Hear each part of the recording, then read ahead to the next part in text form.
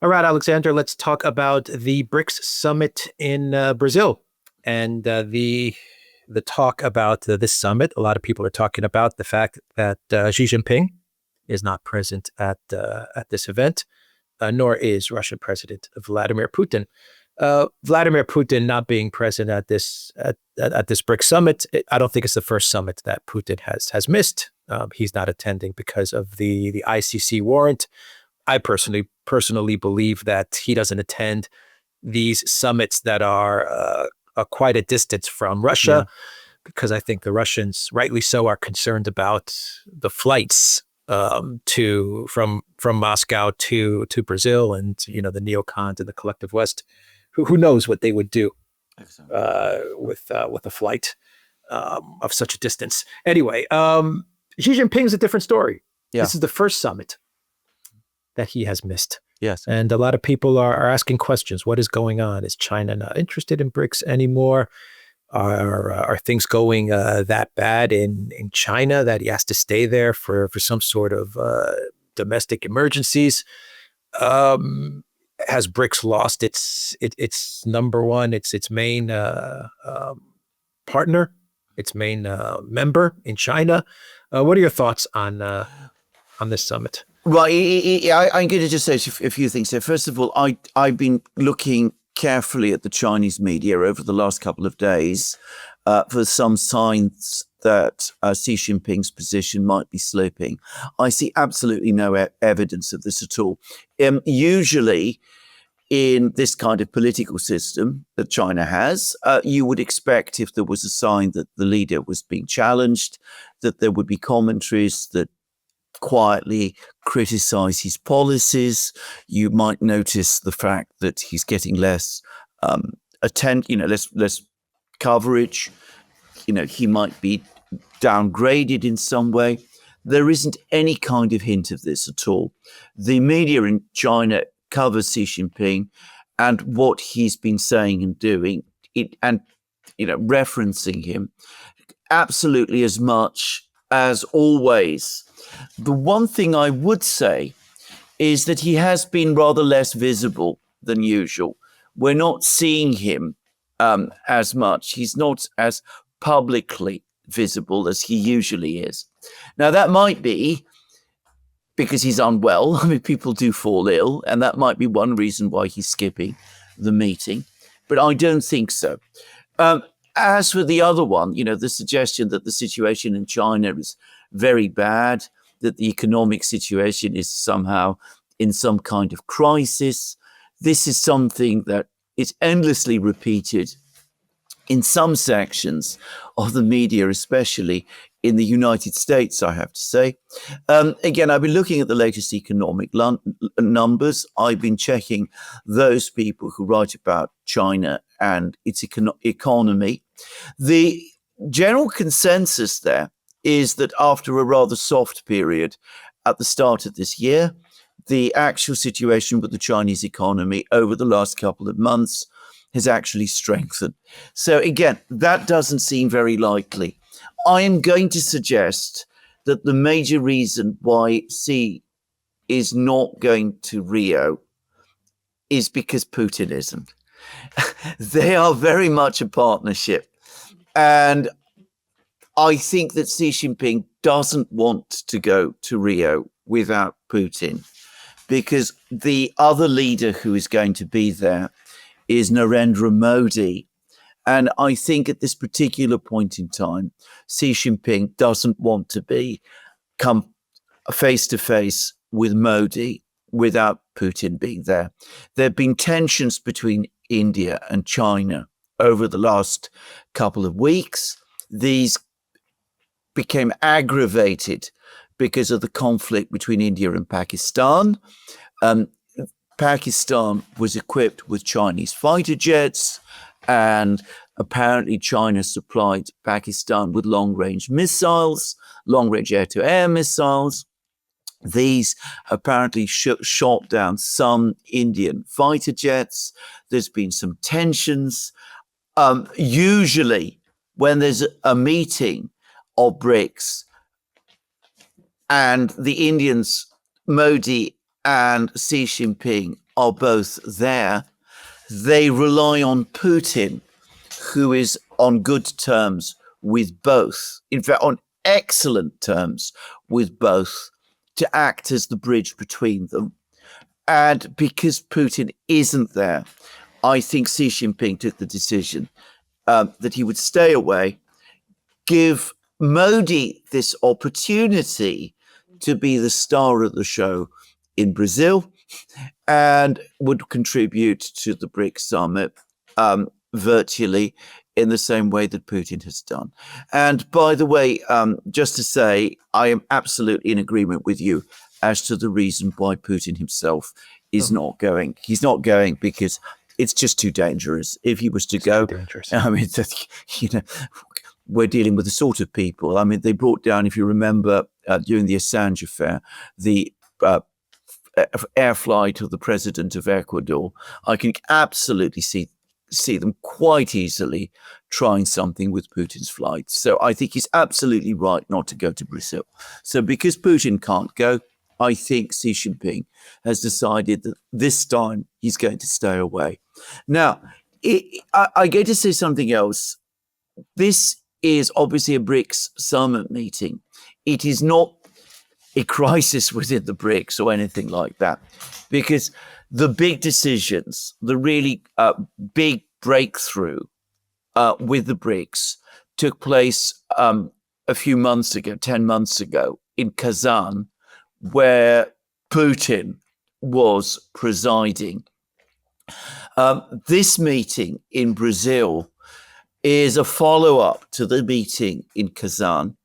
At Kazan, they made all the decisions to set up all the various payment systems and trading systems. Apparently, there's been quite a lot of work done in connection with all of that since then. But I don't think it requires the level of political input from the leaders from China and Russia and the others that we needed in Kazan to get that thing moving. So Putin and Xi could stay away, leave it to Lula to run things, because Lula has been able to keep the thing going and to move it forward quite effectively, by the way, and quite successfully. So they're not needed there. And for that reason, Xi Jinping chose to stay away. Yeah, I would also add to that. I agree with you as to why Xi Jinping is not going to be going to Rio. But I would also add to that, which is that Xi Jinping has met with Lula, I believe, 2 times in the last 6 months. Yes. So for him to go to Brazil and to meet at a high level once again with Lula doesn't make so much sense. I mean, they've had high level meetings twice in 6 months. They've signed various agreements. They've talked about BRICS. No. It didn't make any sense for him to go, especially since Putin was not going. So yeah, I agree with you on that. Let's finish off the video with Trump's comments about BRICS. On Truth Social, Trump posted, any country aligning themselves with the anti-American policies of BRICS will be charged an additional 10% tariff. There will be no exceptions to this policy. Thank you for your attention to this matter. Alexander, what are your thoughts? Well, he's obviously taking it quite seriously, because, in fact, one of the other things that's happened since Kazan is that BRICS has actually expanded. 2 important countries, Vietnam and Indonesia, have just joined BRICS. Trump has just done a trade deal with Vietnam, and he's clearly annoyed about the fact that despite that trade deal, Vietnam is now an active member of the BRICS. By the way, the Chinese weren't happy with that trade deal that Vietnam did with the US, because quite clearly China has been using Vietnam as a transit state to ship goods to the United States to circumvent American sanctions. But anyway, tariffs. The tariffs the US is imposing on Vietnam, I think, are mostly intended to counter the supply of Chinese goods into the United States. But, you know, these tensions always exist in the BRICS. And Vietnam is now a member of the BRICS, and it's clearly very closely allied with China. Indonesia, in some ways, an even more interesting and important country. It's a huge country, is now, and a very, very fast growing country, fast growing economically, has also joined the BRICS as full member states. I think the other thing that's probably annoyed Trump is that two other states are now aligning with the BRICS. There's some talk about even a greater BRICS. In other words, the BRICS itself, the partner countries, and then a whole series of other countries that are not either members of the BRICS or partner countries of the BRICS, like say Turkey is, but are nonetheless aligned with the BRICS on certain economic questions. Now, one of them is Uzbekistan, which I think is definitely heading towards the BRICS. And I can't imagine that Trump very much cares about Uzbekistan because it's a former Soviet republic in Central Asia. It's already to a great extent heavily integrated with the Eurasian and Russian and Chinese economies. But the other country is Colombia. And I don't think he's very happy about that at all, because he's not on particularly good terms with the current president of Colombia, who's, by the way, by Colombian standards, something of a leftist. And of course, Colombia has historically been the US's closest and strongest ally in South America. So I think maybe that was what provoked Trump more than anything else, is the fact that the Colombia has now joined the BRICS Bank together with Uzbekistan, and is now being talked about as the part of the so-called Greater BRICS. I mean, the Greater BRICS is just a journalistic trope. I mean, there's no actual institutional reality, but joining the BRICS Bank is a sign of that. So I think this is what it's all about. It shows again that Trump has perhaps, I think, a more insight about these things than many others do. There's still a certain tendency in the Western media and the commentariat to play down the significance of the BRICS. Even some people you would be surprised about seem to want to play down the significance of the BRICS. I think they're completely wrong.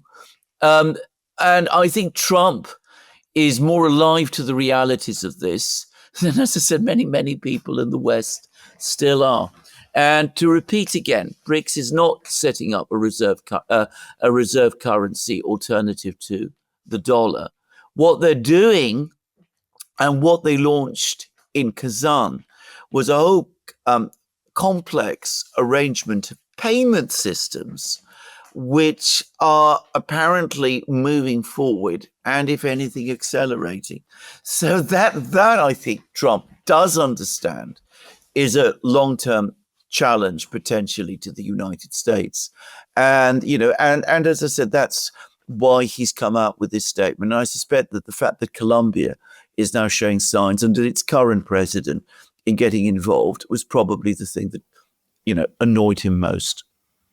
Well, I mean, he says in his post on Truth Social, the anti-American policies of BRICS. So he's positioning BRICS as anti-American. Correct. Absolutely, yes. I mean, I don't think it is exactly that. I mean, it doesn't talk as that's what he's positioning it as. But I mean, objectively, that is what it is, because it is creating a trading and financial system which is outside the one that was created all the way back in 1944 in Bretton Woods, and which is ultimately controlled by the United States. So he's right. And as I said, he understands this better than some other people do. He's right and he's wrong. He's right and he's wrong, because it was the abuse of the United States that destroyed that system. Well, exactly. with the never-ending sanctions, right? Yes. They weaponized the U.S. dollar. They sanctioned everybody, and they sanctioned everybody for stupid stuff, right? Because they didn't conform to the international rules-based order or whatever excuses they would make. Yeah. They did it to themselves. Correct. Trump, the United, and Trump, he's also sanctioning. He hasn't come in and removed all the sanctions and said, okay, I'm not going to weaponize the US dollar anymore, which is something that he should have done. Yes. He should have come in and said, I'm not weaponizing the dollar anymore. I'm removing all the sanctions. I mean, it's a crazy ask what I'm saying. It's naive, but still, the trust has been lost in the reserve currency, in the United States, because they sanction everybody, in the institutions, Alexander, because all the institutions have been weaponized.